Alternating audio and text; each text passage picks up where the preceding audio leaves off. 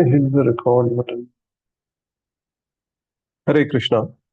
Welcome once again, everyone, to this wonderful session where we read the Bhagavad Gita Sloka by Sloka every Saturday evening. So, first of all, my sincere apologies. We were not able to, continue this session, or rather, we discontinued this session for a few weeks due to several reasons. There were other sevas which were assigned to me, and apart from that, health-wise also, I'm not at 100%. So it took some time, for me to come back and start these sessions again. But nevertheless, we have started it all over again, and we intend to do so and continue to do so in going forward. Okay. So I think in the last session we covered until shloka number 67 of the second chapter, if I'm not wrong. So today we will cover three shlokas. We'll try to cover three shlokas, 68, 69, and 70 of the second chapter. Okay. But before we do that, I would like to, perform the Mangalacharan. Some pranam mantras I'll chant. Those who know it can chant along with me. Those who don't can try to listen to it very intently, because listening is also very, very purifying. ॐ अज्ञानतिमिरन्धस्य ज्ञानाञ्जनशलाकया चक्षुरुन्मिलितं येन तस्मै श्रीगुरुवे नमः। श्रीचैतन्यमनोभीष्टं स्थापितं येन भूतले स्वयं रूपः कदा मह्यं ददाति स्वपदान्तिकं। वन्देऽहं श्रीगुरुरो श्रीयुतापदकमलं श्रीगुरून् वैष्णवांश्च श्रीरूपं साग्रजातं सहगणरघुनाथान्वितं तं सजीवं साद्वैतं सावधूतं परिजनसहितं कृष्णचैतन्यदेवम् श्री राधा कृष्ण पादान सहगण ललिता श्री विशाखान्वितांश्च हे कृष्ण करुणा सिंधु दीनबंधु जगतपते गोपेश गोपिका कांत राधा कांत नमस्तुते। तप्त कांचन गौरांगी राधे वृंदावनेश्वरी वृषभानुसुते देवी प्रणमामि हरिप्रिय। वाञ्छाकल्पतरुभ्यश्च कृपा सिन्धुभ्य एव च पतितानां पावनेभ्यो वैष्णवेभ्यो नमो नमः। नमो महावदान्याय कृष्णप्रेमप्रदायते कृष्णाय कृष्णचैतन्य नामिने गौरत्विषे नमः। नमो ॐ विष्णुपादाय कृष्णपृष्ठाय भूतले श्रीमते भक्तिवेदान्त स्वामिनिति नामिने। नमस्ते सारस्वते देवे गौरवाणी प्रचारिणे निर्विशेषा शून्यवादी पाश्चात्य देश तारिणे। जय श्री कृष्ण चैतन्य प्रभु नित्यानंद श्री अद्वैत गदाधर श्रीवासादि गौर भक्त वृंद। हरे कृष्ण कृष्ण कृष्ण हरे हरे, हरे राम राम राम हरे हरे। मूकं करोति वाचालं पंगुं लंघते गिरि यत्कृपातमहं वन्दे श्रीगुरुं दीनतारिणं परमानंद माधवं श्री चैतन्य ईश्वरं। हरि ओम। Just give me a second.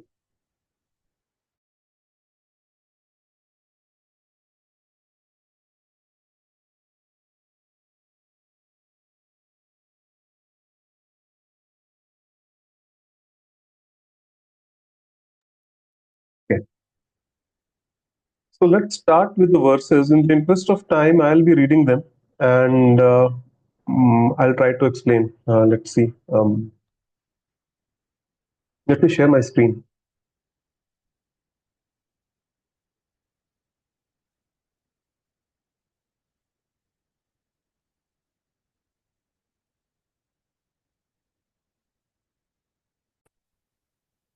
Okay. So verse number 68, it goes like this. तस्माद्यस्य महाबाहो निगृहीतानि सर्वशः इन्द्रियाणि इन्द्रियार्थेभ्यस्तस्य प्रज्ञा प्रतिष्ठिता. Translation. Therefore, O mighty armed, one whose senses are restrained from their objects is certainly of steady intelligence. Okay. So Krishna is giving the definition of an intelligent person here. Okay. So what he's saying is that whose senses are restrained. Okay. A person who is able to restrain their senses, okay, from the sense objects, they are people of steady intelligence, or basically intelligent people. However, in this age of Kali Yuga, we'll see that we are all driven whimsically. Okay, like whatever we want, we just go ahead and eat. Whatever we want, we go ahead and speak. Whatever we want, we go ahead and wear, irrespective of whether that particular attire is looking good on me or not, or whether that particular attire is suited for the occasion where I'm in or not. We simply act whimsically, okay, and we term this as freedom of expression or freedom of speech. However, if we think deeply on these topics, okay, then we will realize that we are not actually free, okay. We are actually slaves of our desires, okay, and this is the case with each and every single individual, myself included, in this age of Kali Yuga, okay. So restraining of the senses is very, very difficult thing to actually do, right? However, what Srila Prabhupada says here, that it may appear to be very, very difficult thing to do, rather, but actually it is not that difficult if we follow the acharyas. Okay, the acharyas have given us the solution. Srila Prabhupada has given us the solution, and he clearly mentions in the purport, if we try to read, that one can curb the forces of sense gratification only by means of Krishna consciousness or engaging all the senses in the transcendental loving service of the Lord. Okay. So basically, if we want to curb our senses, we have to engage it in the service of Krishna. Okay. There is no other alternative. See, senses are very, very strong. Okay. It's not possible that they will remain idle. Okay. So if we think that okay, we will withdraw ourselves into an isolated room and we will just cut ourselves off from the external world, and in this way I'll be able to control my senses, trust me, that's not going to happen. Okay, it doesn't happen that way. Senses are way too strong, okay, for us to control them by our own efforts, basically. Okay, so you have to give them a higher taste, and that higher taste is nothing but Krishna consciousness. If we engage our senses in the service of Krishna, then automatically, slowly but surely, we will lose the taste in all the other material activities, in all the other sense gratificatory activities, and we will be completely controlled. Our senses will be completely controlled. Our senses will be actually under our control, which actually seems to be very, very difficult thing at this point of time. So this is what our acharyas say, and a lot. I think I will cite a couple of examples. Okay, first example, you can imagine that these days it's a trend that people just want to stay fit. Uh, a lot of times you will come across this phrase that age is just a number, right? And yeah, even I used to believe that before coming to Krishna consciousness, and but yeah, people are doing everything in their capacity basically to stay fit for a prolonged period of time and have a healthy life, and even in the old age they are not what to say, completely bogged down by different age related elements or diseases. Okay, so that is the whole idea, and people just want to stay fit, especially with so much of social media around, and all the movies and the celebrities. If you look at them, they maintain an exemplary physique. Okay, so people just want to idealize them. They want to be like them. Okay, and in that process, they also are adopting to a healthy lifestyle. Okay, so if someone wants to, maintain their physique very nicely, okay, so what does that person do? They go to a dietitian and try to get a diet plan for themselves, okay, because what we eat is very important, first and foremost.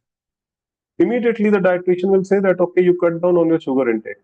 Okay, now अब ये कैसे हो सकता है, like अभी गुलाब जामुन आ गया सामने, then how will I control myself? Right, so these kind of things, they actually happen. Okay, and it's very difficult to control, right? So it's not going to happen with the word go, that okay, I my dietitian has suggested me to cut down the sugar intake, so I'll just simply stop taking any forms of sugar. No, it's not going to happen that way. What we can do is that we can come up with a certain recipe which are sweet, but at the same time they are a healthier option. Okay, they are a healthier option compared to the white sugar that we take. Okay, and this is what the dietitians also suggest, that try including honey in your diet, or fruits which have natural sugar, or maybe a combination of fruits, milk, and honey, whatever. If they recommend certain diets, or maybe some recipes with which you can cook actually tasty stuffs, okay, using these three ingredients. And in that way, your craving for eating something sweet will also be satisfied, but at the same time, it will be an healthier option. So this is one very elementary example of how to control your senses. Okay, so we see that we have given our senses another option. Okay, we cannot just cut it off just like that, because senses need some engagement. Okay? Another very nice example which is going these days, if I don't know, like if people, if some of you are following, especially it's very popular among young men and unmarried men, actually. Okay, students and unmarried men, is like the brahmacharya challenge. Okay, they want to accept this challenge of adopting say 7 days or 15 days brahmacharya, 30 days brahmacharya, like that. And during these 30-day period, they restrain themselves from losing their semen in under any circumstances whatsoever. Okay, now this is a big thing, big challenge to take, actually, right? Because so many distractions are all around that it's very, very difficult in this age to control ourselves, to restrain ourselves to that extent. Okay, but we have seen it's a proven fact. Like if you follow some people are really like posting their videos daily on Instagram and YouTube, right? That they have taken please excuse me, that they have taken a challenge of 30-day brahmacharya or maybe even more, right? And they have successfully completed it, right? And how they have managed to do it, if you see the routine of all these people, okay, you will see that only thing which they did was that they engaged completely in the service of Krishna. Okay, no matter to which sampradaya they belong, but the one common factor among all these people was that they were able to engage their time, okay, in the service of Krishna. How? During the daytime, when it's the time to study, to go to the college or school or work, basically they were engaged in that activity. And once the free time comes, they, instead of engaging themselves in in watching some nonsense on, say, on their smartphones or laptops, what they do was that they started reading the Bhagavad Gita or any other Vedic literature for that matter.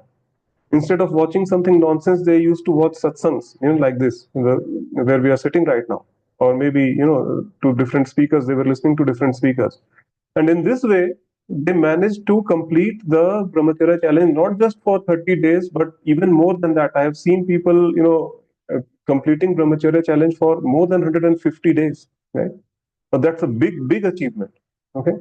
So what Krishna is saying here, some people may argue that, अरे यार Bhagavad Gita में जो भी लिखा है, it's like too difficult to adopt in our real life. But we have seen, these kind of people have proven beyond doubt that okay, this the principles of Bhagavad Gita, they actually work. Okay, provided we follow our acharyas, provided we follow what they suggest how to control our senses. Okay. So, very nice example Srila Prabhupada gives in this particular verse is, uh, please excuse me, I'll read from the purport once again, that as enemies are curbed by superior force, the senses can be similarly curbed not by any human endeavor, but only by keeping them engaged in the service of the Lord. Okay? One who has understood this, that only Krishna consciousness is one really established in, sorry, one who has understood this, that only by Krishna consciousness is one really established in intelligence, and that one should practice this art under the guidance of a bona fide spiritual master, is called a sadhaka, or suitable candidate for liberation. So you see, even Srila Prabhupada is saying that just as enemies can be curbed by a superior force, in order to curb your enemies, you have to be stronger than them. Okay, but our senses are way too strong. By our individual endeavors, by our individual efforts, it's not possible for us, to control our senses. Okay, the strongest of all the senses is the mind. Okay, in the Bhagavad Gita, Krishna says, "Indriyana manaschasmi." That means the mind is representative of Krishna. Okay, how can we control, something which is, something or someone who represents Krishna, or maybe is like Krishna himself, right? That's what Krishna is saying. Okay, it's not possible for us to do that. So the only way which we can, control this is just to surrender unto Krishna's lotus feet and pray to him with a very sincere heart that Krishna, I just want to attain you. Please help me in controlling my senses. And then just see the magic after that. Krishna will do everything in his capacity, to make you progress very nicely on this path of spirituality, on this path of self-realization, by giving you all the spiritual strength and the strength to control your senses. Okay, and you can really feel it. Okay, this actually happens. People have proven this. Okay, and this instruction of Bhagavad Gita actually works. Okay. So this is all about this verse, a very nice verse to meditate upon. Okay, and with this, I would like to move on to the next verse.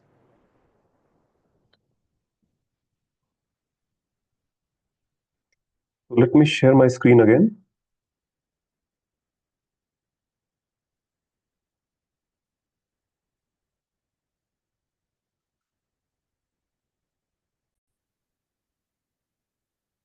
Verse number 69 of the second chapter, it goes like this. Ya nisha sarva bhutanam tasyam jagrati sanyami yasyam jagrati bhutani sa nisha pashyato muneh.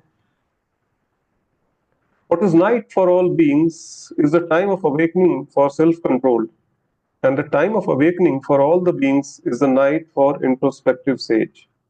This is a little, the language or the translation of this verse may appear a little complicated, but we'll try to understand. Okay, we'll first read what Srila Prabhupada has to say in the purport, and then we'll try to analyze it.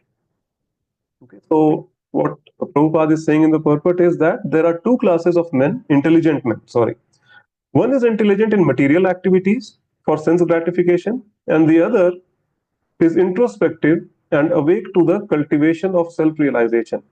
Activities of introspective sage or thoughtful man are night for persons materially absorbed. Materialistic persons remain asleep in such a night due to their ignorance of self-realization. The introspective sage remains alert in the night of the materialistic man. The sage feels transcendental pleasure in the gradual advancement of spiritual culture, whereas the man in materialistic activities, being asleep to self realization, dreams of varieties of sense pleasure, feeling sometimes happy, sometimes distressed in his sleeping condition. The introspective man is always indifferent to materialistic happiness and distress. He goes on with self realization activities undisturbed by material reactions. Very nice verse, this also. Actually, all the verses of Bhagavad Gita are very nice. Actually, we can learn so much from them. Anyway, so what this particular verse means is that Prabhupada is saying that there are two classes of intelligent men. Okay, one class is the materialistic people who are absorbed in materialistic activities. They are very intelligent in that field, actually. Okay, some like, for example, technological advancement. Okay, they can write some really good code, or maybe they can manage certain things very nicely. Okay, on the material platform, and in this way they are very intelligent on the material platform. Okay, but such people are very reluctant or completely ignorant towards the self realization process, the process of self realization, or towards spirituality in general, towards the basic questions, the most important questions, that who am I, okay, what is the purpose of my life, who is God, what is my relationship with him. Okay, to all these questions, they are very, very ignorant, and they do not take any interest in such activities. Okay? The other class of men, intelligent men, are the spiritualists, or the people who are striving for self-realization, who are trying to break the cycle of life and death, okay, and trying to go back home, back to Krishna. So such people, the self-realized folks, they are very ignorant towards all the materialistic activities. Okay, and the night and what is mentioned here in the translation, the time of awakening and the time of night, or time of sleep, basically. So sleep is sometimes also known as ignorance. Okay, so, or the night. Okay, so in the Vedic scriptures, sleep, night, and ignorance, these terms can be used very interchangeably. Okay, so since a materialistic person is ignorant towards spiritual awakening or towards self-realization, that's why it is said that they are ignorant, or they are in the condition of a sleep. Okay, and then they are dreaming for all the materialistic advancements, sometimes being happy and sometimes being sad, when in their all the efforts that they are trying to make on the material platform. Okay. So similarly, they are sleeping as far as the spiritual platform is concerned. The materialistic people are sleeping as far as the spiritual platform is concerned. On the other hand, the spiritualist, okay, they are ignorant towards all the materialistic activities. Okay, so they are sleeping when all these materialistic activities are being performed. Okay, so therefore it is said that when a materialistic person is awake, that means when they are carrying out some materialistic activities, that is the night time or the sleeping time for people who are engaged in self-realization. Okay. Similarly, when people in self-realization, they are engaged in their spiritual activities or in the self-realization process, then the materialistic people, being ignorant, towards those processes, they are actually in sleep, or that is considered to be the night time for materialistic people. Okay, so this is basically what is being conveyed by this particular verse, and we will move on to the next one. Let me share my screen again.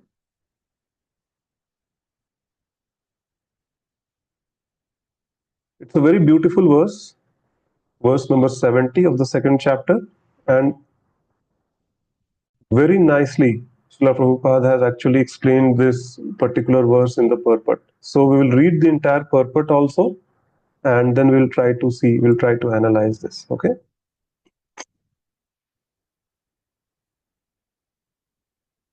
So the verse goes like this: Apuryamanam machalam pratishtham samudramapah pravishanti yadvat tadvat kamayam pravishanti sarve sa shantim mapnoti na kama kami.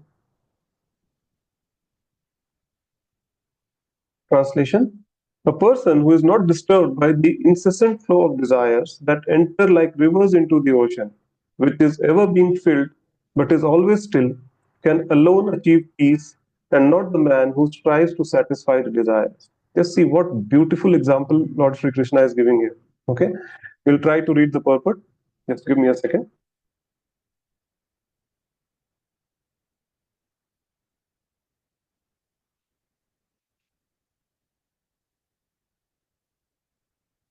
Although the vast ocean is always filled with water, it is always, especially during the rainy season, being filled with much more water. But the ocean remains the same, steady. It is not agitated, nor does it cross beyond the limits of its brink. That is also true for a person fixed in Krishna consciousness. As long as one is in the material body, the demands of the body for sense gratification will continue. The devotee, however, is not disturbed by such desires because of his fullness. A Krishna conscious man is not in a need of anything because Lord fulfills all his material necessities. Therefore, he is like the ocean, always full in himself. Desires may come to him like waters of the rivers that flow into the ocean, but he is steady in his activities and is not even slightly disturbed by the desires of sense gratification.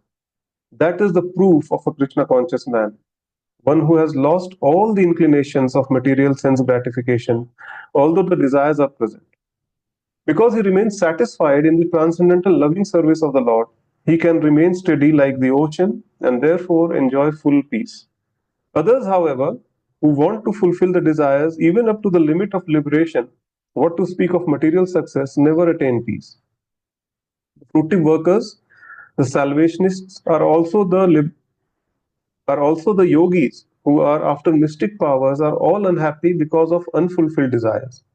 But person in Krishna consciousness is happy in the service of Lord, and he has no desires to be fulfilled. In fact, he does not even desire liberation from the so-called material bondage. The devotee has no material desires, and therefore they are in the perfect peace. It's a very important line that a devotee doesn't even desire liberation. Okay. Lord Chaitanya Mahaprabhu in Chaitanya Charitamrita says, "Na janam na dhanam na sundarim kavitam va jagadish kamaye mam janmani janmanishware bhaktad bhaktir hetuki tvai." In Sikshastakam, he says, okay, which means that, oh Lord, I don't desire na janam, I don't desire na dhanam, sorry, I don't desire any wealth, okay, na dhanam, na janam. I have no desire for any followers, na sundarim. That means I don't even desire for beautiful women. The association of beautiful women. Okay. Mam Janmani Janmanishware. That means lifetime after lifetime, my only desire is that I engage myself in transcendental loving service unto you. Okay. So even if devotees are awarded liberation, they will first ask a question: will I have any service, to perform for Krishna? If there is no service, then I'm better off here in this material world, where I am doing at least some service to Krishna. Okay, so this is the mood of a Krishna conscious person. Okay, and this is what Krishna is saying, like, that a person who is not disturbed by incessant flow of desires. So for such a person, obviously, desires, they will have no effect on that person. The desires, as Krishna is saying in this verse, is just like rivers. Okay, just like the rivers, they continuously flow into the ocean. Okay, similarly, there will be a continuous flow of desires among each and every single living entity. Okay, but a person who is able to control that, okay, he's a person who is not, faced by such, continuous inflow of desires. Such a person, is a good candidate for liberation. Okay, and in the last, I think in the last session which we conducted, I gave this a nice example. Okay, so in order, where Krishna is saying that there cannot be any happiness without peace. Okay, so first of all, in order to control our desires, in order to be unfazed by the incessant flow of desires which is there within ourselves, we must learn to be at peace first. Okay, only then, we will be able to be, we'll be able to attain such a phase, such a state where we'll not be faced by, these continuous inflow of desires. Okay, so how can we be at peace?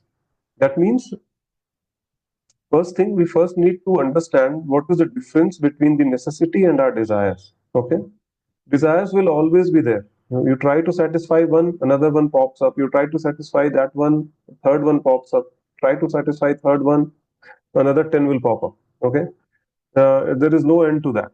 Okay, it just cannot. It's just like an itch, basically. The more you, when there is an itch on your hand, okay, what happens? You just keep on scratching and scratching. The more you scratch, basically, the more itch you feel. Okay, and ultimately, what happens? If a person is scratching too much, then they end up injuring their hands, the area of their body where the itch is there. Okay, so the best remedy for it is to ignore it for some time. Okay, so you have to break that itch cycle, and then, things come under control automatically. Okay, so desires are just like that, basically. Okay, so we have to be first. We first need to know that what is our necessity, and then what is the desire. Okay, and then accordingly we need to take a call. And in order to do that, like, it's not an easy thing to do. Okay, we need to understand what Krishna has said in the Bhagavad Gita, and we need to follow that, if we want to become really that strong. Okay, so what Krishna has suggested in the fifth chapter of Bhagavad Gita is also known as the peace formula of Bhagavad Gita. Okay, and he says, Bhoktaram yag tapasam sarvalok maheshwaram suhridam sarva bhutana gyatva mam shantim richati. Okay, that means I am the Bhoktaram. That means I am the enjoyer of all the yagyas and sacrifices, yagya tapasam, sacrifices, penances. I am the ultimate enjoyer. And Sarvalok Maheshwara. Okay, I am the Maheshwar, or I am the controller of all the lokas. Okay, including the material world and the spiritual world, both. Like, right? So I am the Sarvalok Maheshwaram and Suhridam Sarvabhutana. That means I am the eternal well-wisher of each and every single living entity. Okay, and Gyatva Ma Shantim Richati. Once who understand this are at peace. Okay, they get the peace. So once we meditate upon this particular verse and try to understand it deeply, we will understand that nothing belongs to us. Okay, just as if our company sends us on a business trip, okay, they give us a credit card to, for our daily expenditure, and, make some proper arrangement for our, lodging and, other, basically necessities, right? Now that credit card which the company has given us, we cannot just go and whimsically, start purchasing, stuffs which for my personal use, right? Because why? Because we know that this credit card belongs to the company, and once I am back from this trip, I will have to give the record of each and every expenditure that I have made through this card. Okay. And if the company feels that this particular expenditure was uncalled for, then maybe I'll have to, make up for that expense from my own pocket. Correct? So similarly, if we understand that in this material world, nothing is ours, everything is, provided by Krishna, so that, we can live a comfortable life here and practice bhakti. Okay? Because that is our main purpose, not to indulge in, all these sense gratificatory activities. Okay? That will be like, spending using the company's credit card to, buy some personal stuffs for you. Okay, if we try this fulfilling of desires, basically that it means it's something same as, using the company's credit card to buy some personal stuffs for yourself. Okay, because Krishna has given us everything, everything belongs to Krishna. So whatever we have, we should be using it very judiciously. Okay, thinking every time that, okay, is this my necessity or is this something which I'm desiring? Okay, with that consciousness, if we, try to meditate on this verse, and if we try to live our lives, we will become peaceful. Okay, and then whenever the flow of desires is there, even in that scenario, we won't be faced.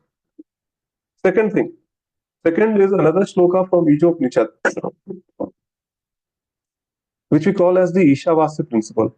Okay, and it goes something like this: Ishavasyam idam sarvam yatkinchit jagatyam jagat Tena tyaktena bhunjitaha magridhas kasya svidhanam, which means everything, animate or inanimate, belongs to the Supreme Lord. We should therefore, or a or a spirit soul therefore, should accept only as much as has been kept aside for their quota, and reject everything else, knowing well to whom they belong. Okay, so very nice verse. So again, like here, it's something similar. That we have to understand that everything belongs to Lord Sri Krishna, and there is certain amount of certain amount of stuffs that have been kept aside as our quota, and we should be satisfied, with that what has been given to us. For example, we have been given birth in a specific family. We have been given a proper education or a certain level of education. Okay, we have been given a certain job, a certain family. Okay, Krishna may think that, okay, this fellow is not capable of leading a life of a brahmachari or a sannyasi, so let me make him a grihastha, him or her a grihastha, and they have given us a family. So whatever is there, we have to be, continuously be satisfied with, what has been provided to us. Okay, we should not try to encroach upon someone else's quota, okay, through cheating or through illicit means or anything. Okay, that, okay, if I will get that, then I'll be happy. If I get something else, I'll be happy. Continuously, people, you see that they are striving for more, more, more. Okay, this is the mindset of people today. That's not going to make us happy. That's not going to make us peaceful. So until unless we realize these two things, okay, that what is the peace formula? The peace formula is that everything belongs to Krishna, and I should be using whatever Krishna has given to me very judiciously, trying using my intelligence in full capacity to understand that whether this is my need or whether this is my desire. Okay. And this can come only when we are completely Krishna conscious. Okay, only when we are completely surrendered to Krishna and engage ourselves in the loving service of Krishna. Okay.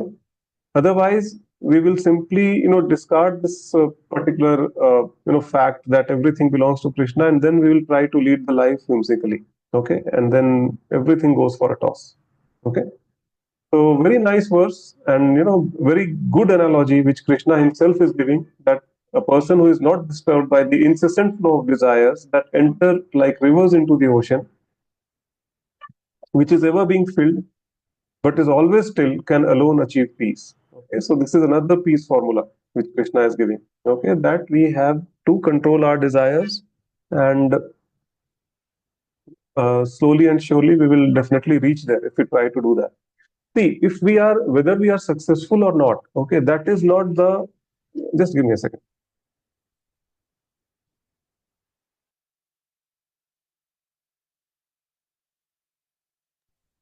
Yes, whether we are successful in controlling our desires or not, that is a different thing. Krishna is least bothered about that. Okay, but even a small effort made from our side to control our desires just to please Krishna will attract his attention immediately. Okay, Krishna will feel, oh, look, there is one spirit soul who is just with his full heart and soul, his or her full heart and soul. They are trying to control the desires just to please me. Let me help them. Okay, and let me try to make them progress on this path of spirituality so that ultimately they can break the cycle of life and death and come back to me. So this is how loving Krishna is. This is how affectionate Krishna is towards his devotee. Okay, so we have to understand that we have to meditate upon these two verses, the peace formula of Bhagavad Gita, chapter number 5, verse number 29. Okay, and the Ishavasya principle of the Ishopanishad. Okay, once we understand the difference between our necessities and our desires, then automatically our desires will be controlled. Of course, it will take some time. It's not going to happen overnight, but over a period of time, we'll surely be able to curb our desires, and we will completely be satisfied in the transcendental loving service of Krishna. And nothing can give us more happiness, more bliss. No, by what to say, like more bliss than engaging ourselves in Krishna conscious activities. Okay. Whether it's book distribution, whether it's some engagement in the temple, whether it's whatever, maybe a cooking seva that we do, serving prasadam to the devotees, or maybe taking sessions like these or attending the sessions like these. Okay, so this is the sum and substance of this verse, and I would like to pause here for today. uh, Three verses we had targeted for this week. We will continue from the next week onwards, and we'll try that this time there are no breaks in between. So for any questions, please feel free to post them in the WhatsApp group. We already have a WhatsApp group where we take the questions, and I'll try to come up with the answers to those questions. Okay. Till then, thank you so much. Hare Krishna.